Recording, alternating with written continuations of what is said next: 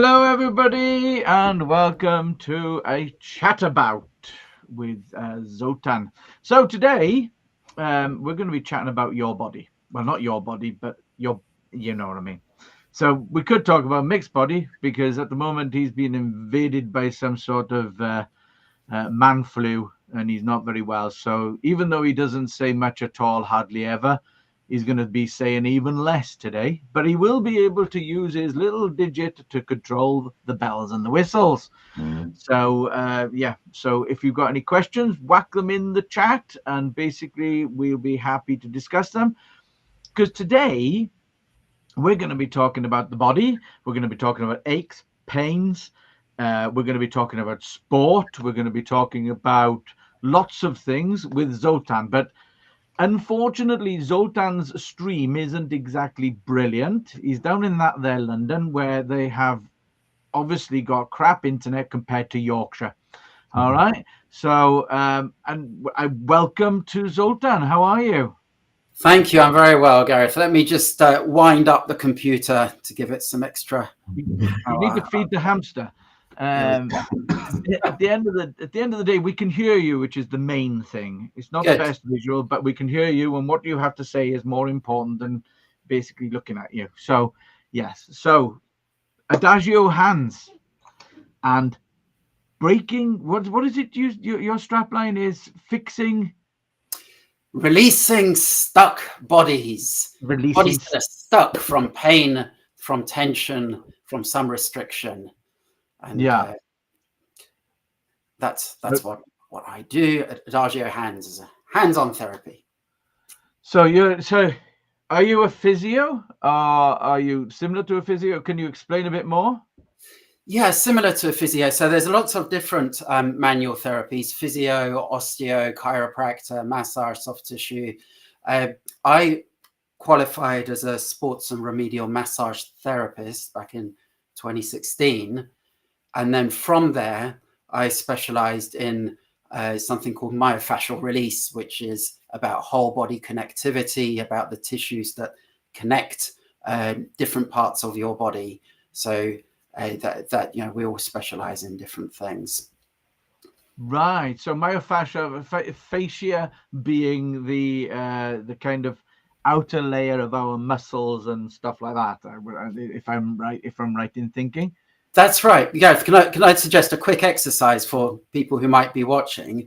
For those that are wearing a shirt, hopefully most of you, if you take your shirt to one side and tuck it in, imagine that maybe you've got a scar on your hip, on one side of your hip, and then reach out with your arm to the other side, and maybe you can feel that there's a pull where your shirt's been tucked in.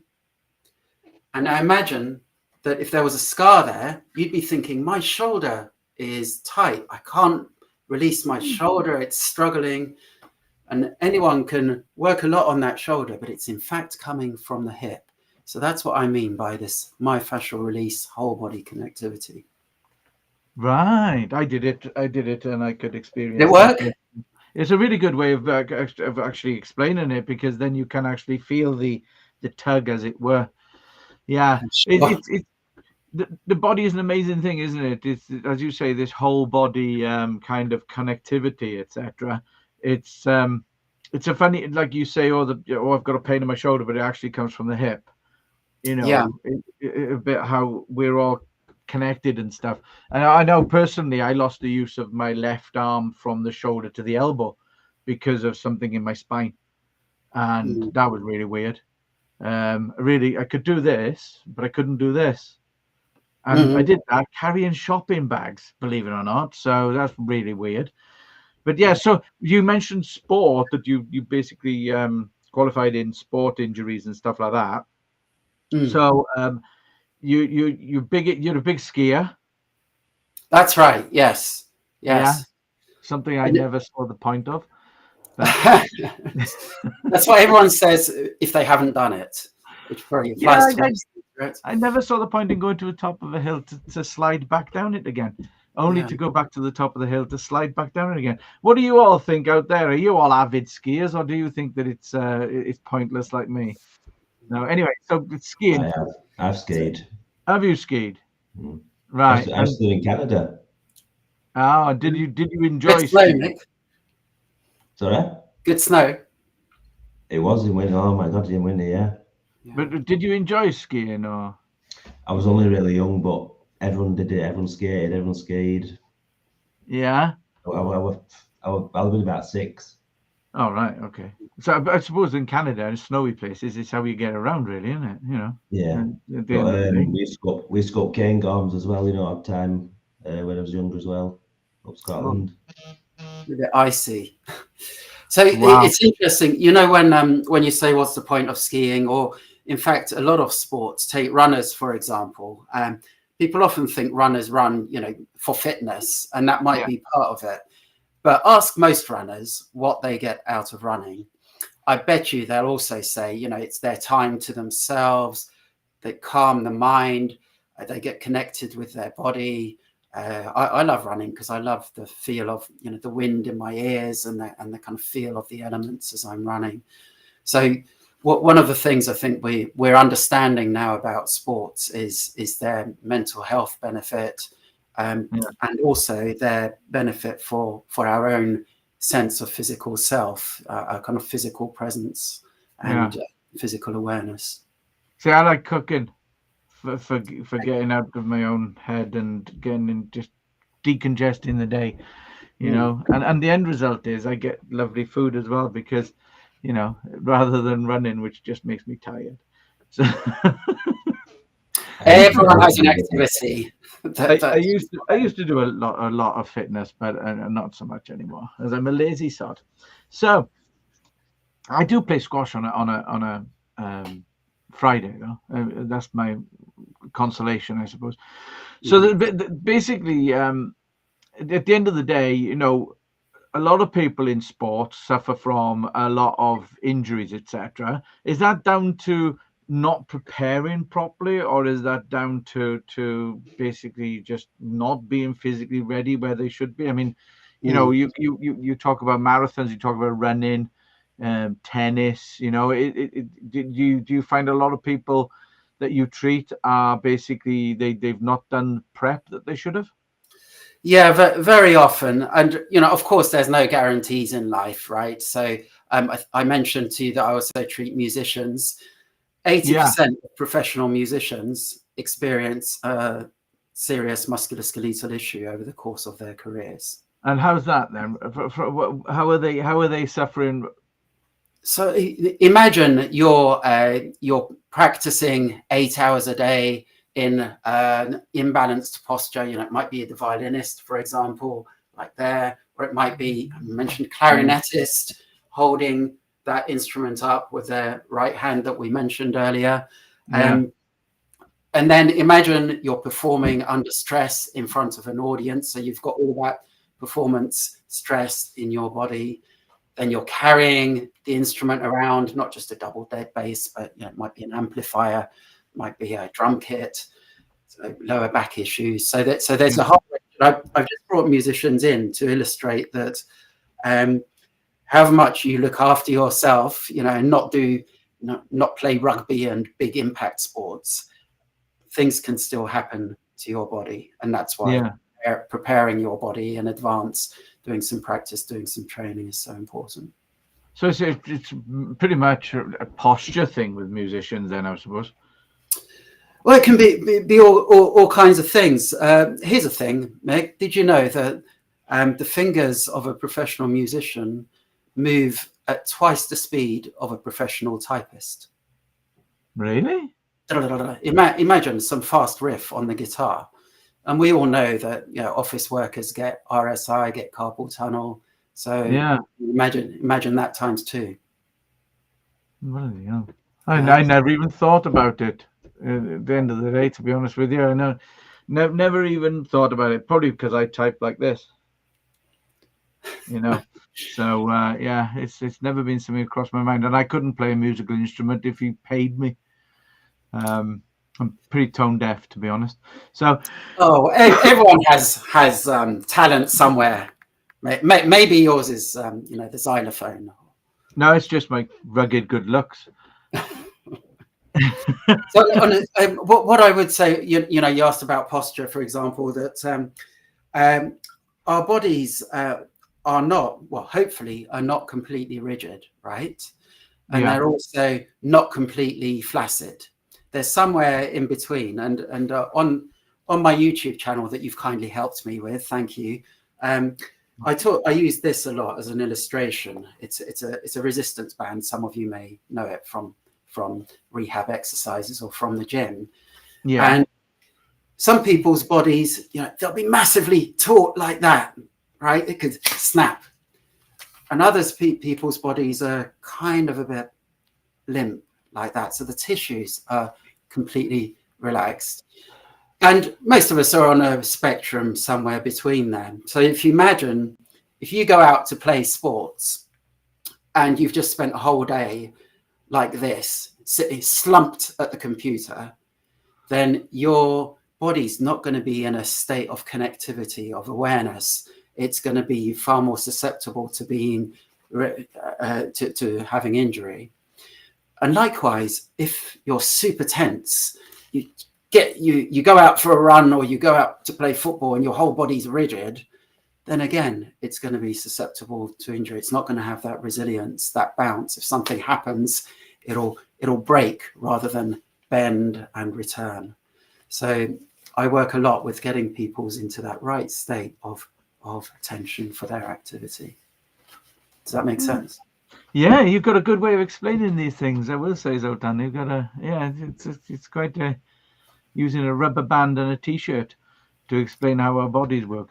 I do kids football, and I'm always impressing into them the importance of warming up correctly. Yes. And, you know, they're always trying to cut corners, but it's really important. But it's amazing though, when you're little, when you're younger, you know, you do tend to bend and stretch easier. And yes. It's as you get older that you tend to you don't bend and stretch as much. I know me now. I need to strengthen my knees up because I play squash and every week. But it's they say that most knee pain is caused by weakness, you know, rather than actual there's something wrong with you. So basically, I've got to get my knees strengthened up.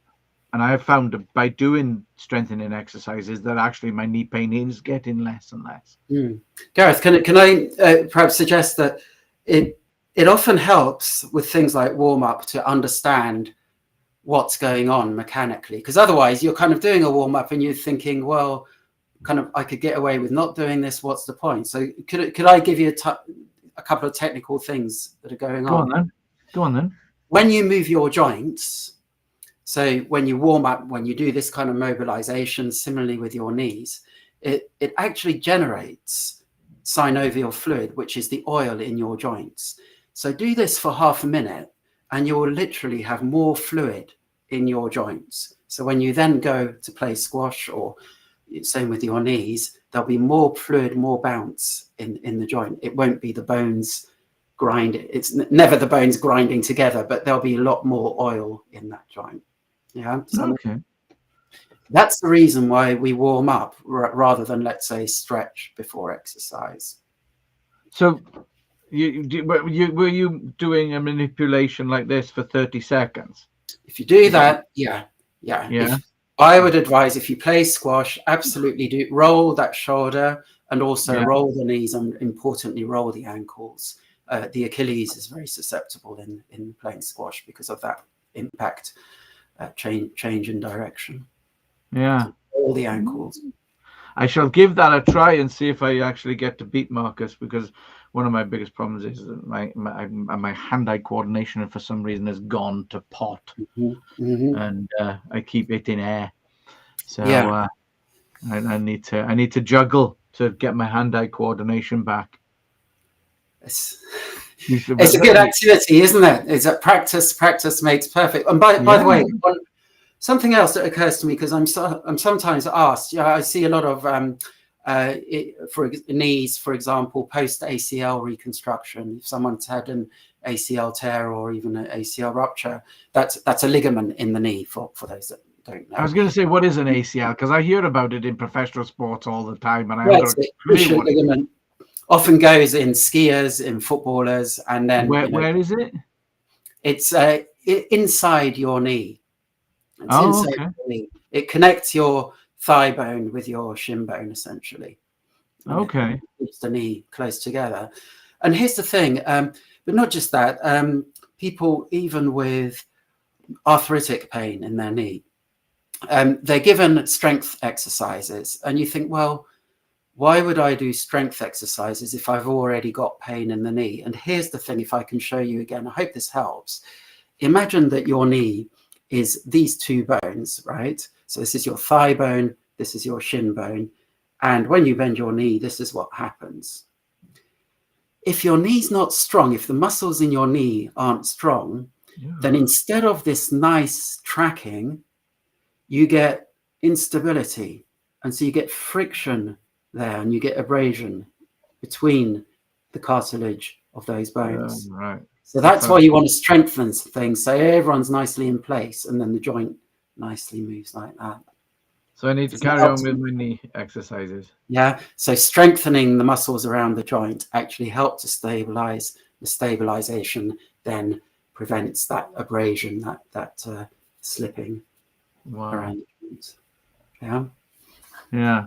It's fascinating. The body is a very fascinating thing, isn't it? I mean, the stuff that we do to it and we take for granted, yet it still recovers and basically does what it's supposed to for us.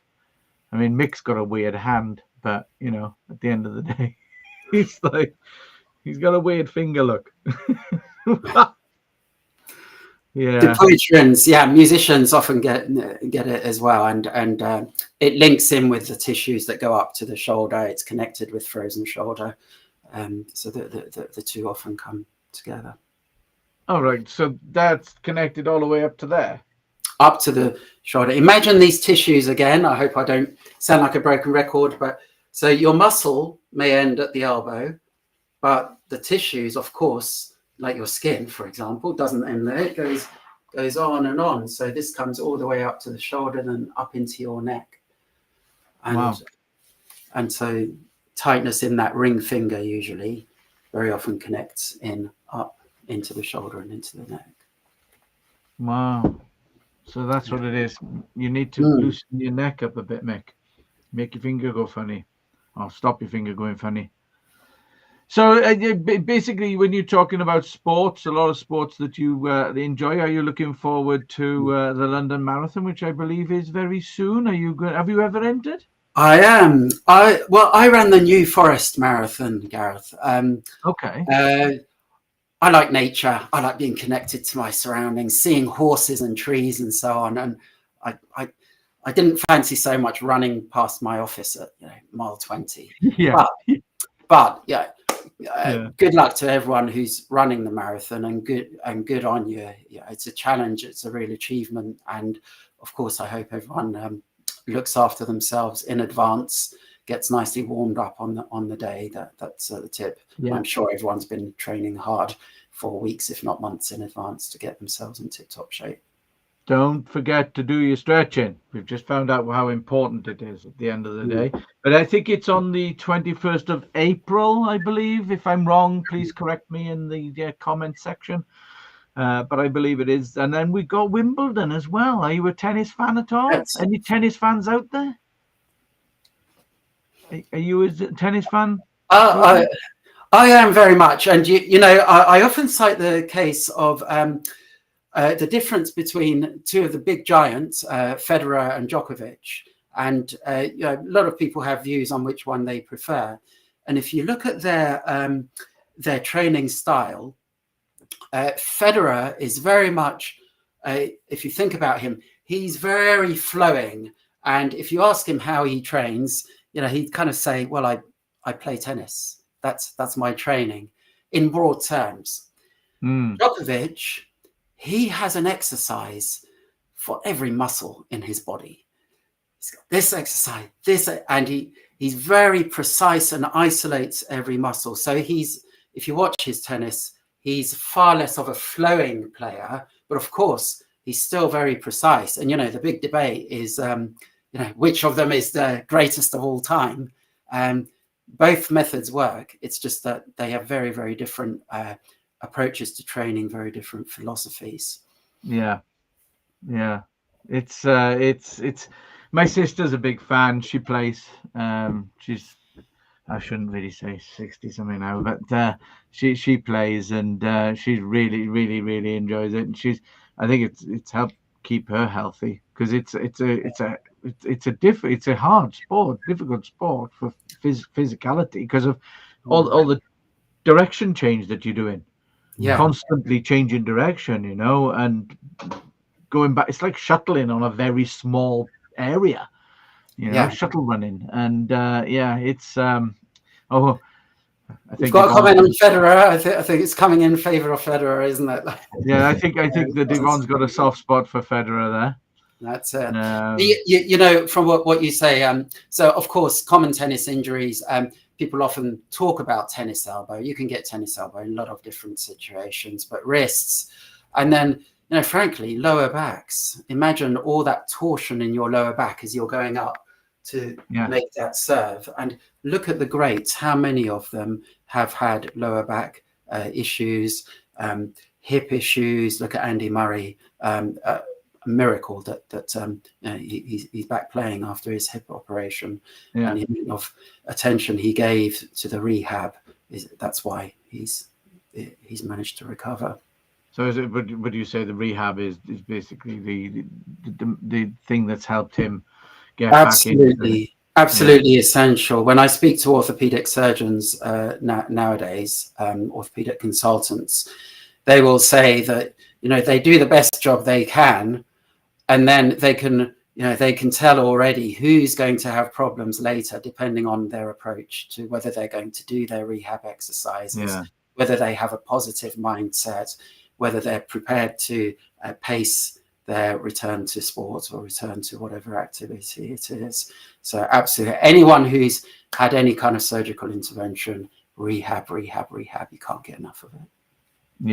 Yeah. So Susan from First Call Microsoft Support. She's obviously a fan of Carlos Alcaraz. Yeah. Well, yeah, new kid on the block. Yeah, the new kid on the block. Oh, I see. What nationality is he then? Is he Spanish by the sounds of it? Is it? No, I don't know. Anyway, let me know in the comments. I'm not a big fan of tennis. I must admit. I enjoy it now and then, but I'd rather watch the highlights. Sure. So Gareth, you're not a big fan of tennis, you're not a big fan of skiing, but take rugby for example, and when a rugby player comes into clinic, we kind of need to prioritize which injury we work on. Yeah. Right? The same principles apply, and the rugby players will know the importance of warming up and then stretching after the event. And a similar thing as I mentioned before, if you're going to be going into the scrum, if you're going to have impact, what do you want? Do you want your body to have a kind of resilience where it absorbs and returns the energy, or do you want the energy to come into your body like a shock? Yeah. So how your body is so important for them preventing that energy to go into a joint or into a bone or into a muscle. Yeah, it's like I say, it's fascinating. It's rugby players. Obviously they take so much of a battering. Especially at professional level and that. And I think one of the things about rugby is the fact that when I played way back, and I wasn't very good when I played back in the 80s and the 90s, basically they weren't so athletic, now though it's professional, they're all beasts and they hit each other so hard. It's mad. It's absolutely maddening, But so Deborah's got a question. What resilience do you recommend for people who hate exercise and sport? Yeah, well, yes, and I understand the sentiment. I try not to use the word hate, just generally because it might stop you from doing things that actually you might like. So for example, exercise and sport. What about what about going for a walk, which is the most natural form of movement for a human being? And there's been studies on the relative benefits of someone who's a door-to-door salesman, for example, versus someone who goes to the gym 3 times a week. Guess who has better kind of body connectivity and just overall health? Yeah. So I don't know, Deborah, if what you dislike, but maybe walking is something that you might like to do, and that will build your resilience. That will build your whole body connectivity. So from your lower back to your legs to your shoulders, and then, of course, to have body resilience, you need to do something physical, even if it is sitting and scanning your body for where it feels tense. So a kind of meditation. So maybe that's something you might like to try. Literally sit, close your eyes, and scan from your head down to your shoulders. You might like to do this right now, through your chest, through your stomach, through your back, through your hips, through your thighs, through your knees, through your calves, to your feet. Just scan to where you might feel discomfort, where you may feel tension. And then even without exercise, you can perhaps be aware of where that tension is and start to resolve it. You say you're a fair weather walker. So yes, I get it. Even, at its most basic, even getting up every hour to make a cup of tea or have a glass of water will help your body not get stuck. And if it's not stuck, then again, it's more resilient. It's more able to respond to things that life throws at it. Yeah, we've lost Gareth, so I'll ask. In the preview videos, you mentioned that you deal with a lot of musicians and stuff, but you're hoping to get some new sports as well, new sports people coming in, new musical instruments. What are you kind of after? What are you after? So anyone who's watching, if you have an exciting, interesting sport or interesting musical instrument, then do drop me a note. I'll be delighted to hear from you, just to understand what issues you might be facing, or we could look at what kinds of things you can do to prevent issues from arising. Let's see. We've lost Gareth, haven't we? We have, yeah. I'm just going to put into the chat your details, then people can catch up with you. Should I keep talking, Mick? You keep saying what you're after. So all your regular sports and regular musical instruments, I guess I've probably seen. So running, cycling, skiing, of course, squash, tennis. But maybe there's a sport out there that you do that is less mainstream, that has its own sets of issues. Chances are, in fact, I can guarantee the things we've been talking about will apply there as well. Having that good resilience, having that good body connectivity, warming up before the sport, stretching afterwards. Similarly with musicians, if they're only watching, of course, I see a lot of pianists, guitar players, violinists. We mentioned the clarinet earlier. Had a French horn once, oboists. But what other musical instrument is there out there that might be challenging to play, that might come with its own set of body mechanics that we could look at? So maybe that's something we could look at. Yeah, that's great. And just, can you say exactly how you got into doing this? Because like you say, you come from a musical background. How did you get into the physio side of it? Yeah. I see there's a question about computers, so we'll come to that, Mick. So thanks for asking. I got into this. Well, I grew up playing a lot of music and sports as well.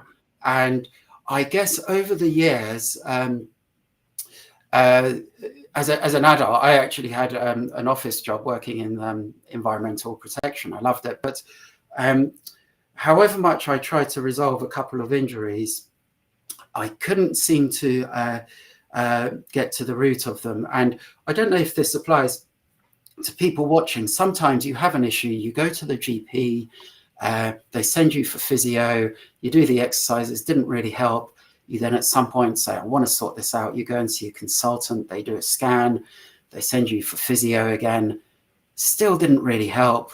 You get dejected, then a few years later, you try again. And eventually I thought, gosh, there must be some way of resolving. So I actually ended up training up and pursuing training until I figured out what was going in my body and a lot of other people's bodies. So for me, it was, I grew up playing piano all my life, no problems. Then as an adult, I tried to teach myself guitar, and I got a wrist issue that I just couldn't shift. In my sports, I was doing a lot of Shotokan karate, and I just couldn't get into position in my hip, however much I tried. I had all the technique, I had all the fitness, but something that just kept stopping me from really feeling comfortable. And again, it's something that needs some hands-on work. That's what resolved it. Okay. Thank you for asking. And I said all therapists. Sorry. Sorry about that, guys. I seem to. I was not even kicked out. I just was not able to join. It just put baby in the corner. Nobody puts baby in the corner. Nobody puts baby in the corner. It just great. Yeah, I could see and hear everything that was going on, and I was thinking, what the heck's going on? Yeah. So anyway, Patrick Swayze, Gareth. I mean, if you ever, how fit he was and how well toned and how athletic he was, back in the 80s, and back in the 80s, it was all about muscle definition and working out and tone. Nowadays, it is a bit more. We've understood a bit more. Think Tai Chi. Think of everything we're learning from the East. Far more about body connectivity and joining it all up rather than isolation. Shall we get to this question, because someone's taken the time to ask us a question about that one? Yeah. So look, when you're at the computer, and I've got a video up on this somewhere, make sure that you have a good desk ergonomics. So make sure that you have the desk is at the height of your elbow, so your arms are straight. Make sure that your screen is eye height. So that means not looking down at a laptop. It means having a screen that's detached from your keyboard. So you need a remote keyboard. And it's funny when we talk about this, Gareth, everyone looks slightly more upright on a Zoom or on a video call, because everyone suddenly becomes more body aware. Fantastic. My job is done. So if you find you're still looking down, then get a screen riser, raise your screen. And if necessary, if you're using your laptop, then get a remote keyboard, and make sure that you have lumbar support as well. So that will help. If there's something pushing into your back, then that will help you sit more upright. If there's nothing pushing into your back, you'll eventually start to slump. We say the same thing about making videos. Make sure you're looking straight ahead. Don't be looking down on your audience or looking up at them, because quite simply then you want to be looking straight at them, straight into it. So talking about video then, obviously you remember the Video Creators Club, and you've been churning out some fantastic videos, one of them about the music and stuff, which I was watching earlier. So how are you finding creating and using videos? Is it improving your business? Is it easy enough to do once you've had the right kind of instructions and stuff? Fantastic. Yeah, thank you guys. Thanks Gareth, thanks Mick. So I love, first of all, I don't know if others feel this, I love being part of the community, the Video Creators Club community. And I think for a lot of us, whether it's through sport, through music, or through our business, we need that community, that peer support, that accountability. So I'm enjoying those monthly calls, that bit of banter, a bit of technical input, a bit of accountability. And I'm always wondering, well, what have I done? What have I taken on board, in between meetings? And then, of course, there is the technical. So, I know I still need to do my thumbnails to make. Thank you, Gareth, for your comment on my videos. I like to think they're quite informative, and I need to get some more engaging thumbnails that you've kind of explained how to do that. So that's my next project. Yeah. Well, this week is the creators meeting, and actually, what we've got lined up is we've discovered a piece of software that you could take long form videos, throw it in, and then it'll generate shorts for you automatically using AI. OBS Studio, we've basically now got a few things to tell the members about plugins, so that when they do their transitions to, for example, like the end screen, it's a little bit more fluid rather than being just a cut. So yeah, and we've got quite a bit to talk about this week at the creators meeting. So any members who are watching, bring a pen and pencil. Bring a pen and paper, because you're going to be taking some notes. But we are also going to be creating everything that we're going to talk about on Wednesday is also going to be a tutorial inside the library as well for members as well. So we'll be making tutorials about that. But yeah, looking forward to it. And Gareth, can I say that because if we go back to this question on computer use, I hope those comments on ergonomics were helpful. Yeah. But then there are specific exercises, and it's a bit like being part of the Creators Club. You can get some generic exercise advice on what you need to do, but then actually joining the club or watching a video, being part of it will help you identify the specific things that you need to do. So I find that very valuable, and it's a similar thing in the world of rehabilitation and manual therapy. Yeah. Your job is very visual anyway, so video is a great medium. So yeah, if anybody who's got a visual product out there, or even just wants to improve their communication with potential prospects and stuff like that, then video is a great way to do it. It's show and tell after all. And the other thing as well is it's not geographical, is it, as well? Nah. Video you can put up on the internet. Yeah, exactly, and it's got multiple uses. It's also, the types of content that we talk about creating, that people they can make, videos for existing customers. They can make videos for marketing. They can loads and loads of uses. So yes, well, that's been really interesting. Thank you everybody for tuning in and watching. It's been absolutely fascinating. Sorry that I got booted out of my own blooming live stream, but there we are. Mick held the fort, even though he's bad in bed under doctor. Even though he's dying a death of man flu, he managed to hold the fort for me. So I'm just putting Zoltan's details in the chat, so we'll get in touch. So we'll put all the information into the chat. Have you been doing that? Yeah. And basically, if anybody's got any questions they would like to ask Zoltan, I'm sure he would love a one-to-one, and you will find him on LinkedIn, though he does self-confess not that big a LinkedIn user as he should be. Work in progress. So one of the things I said in preparation for this call is, having patience and trusting the process. That applies to, when you're doing rehab exercises or any other exercise, just or training or practice, a little a day, every day. And the body and the mind are an amazing thing. Things fall into place while you're dreaming, right? It's amazing. So similar thing with Video Creators Club, I think, is, there's so many things we can do.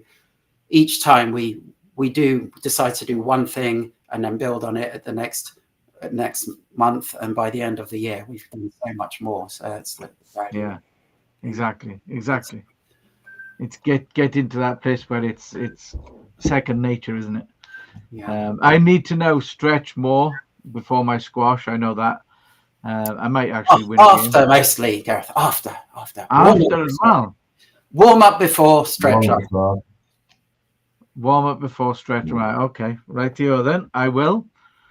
So, okay, well, that's it. Lovely. I hope you all enjoyed that. I hope you all took something away from that. And as I say, get in touch with Zoltan and basically have a one-to-one with him, have a chat with him about different things. Get in touch with us about the Videos Creators Club if you're interested. Other than that, that's it, I think. Is that it? Do you want to just say what courses we're doing? Oh, yeah. So, well, we've got on the 27th, because the bank holiday is the Friday. So the 27th of this month is the YouTube workshop. And that's actually going to be from 2 until 4:30, rather than the 12 till half 2. And then starting 5th of April, we've got our Creating Videos with Your Phone workshop. And at the end of April, we've got the OBS Studio workshop, which is what a lot of people now are starting to use for creating really quick, easy videos. So basically, have a look on our website under our courses, look at the Video Creators Club. Other than that, is there anything I've forgotten? I think that's it. That's why Mick's brilliant, because at the end of the day, he reminds me of all the stuff I forget to say. So, well, in that case, thank you, everybody, and we'll see you later. Yeah. Cheers, then. Thank you, gents. Cheers.